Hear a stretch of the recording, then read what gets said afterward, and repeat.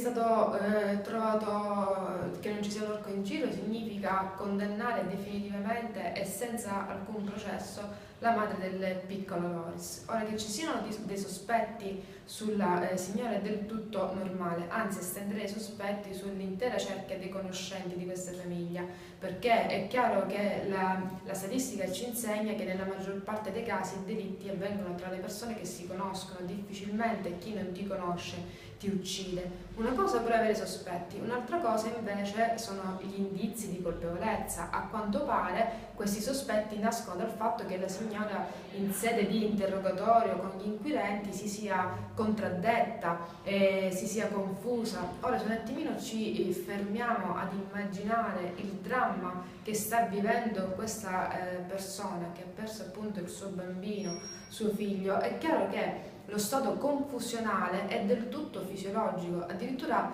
io penso il contrario, cioè in sede di interrogatorio fornire una ricostruzione lucida, senza mai avere dubbi, potrebbe essere il sospetto di una precedente pianificazione, premeditazione.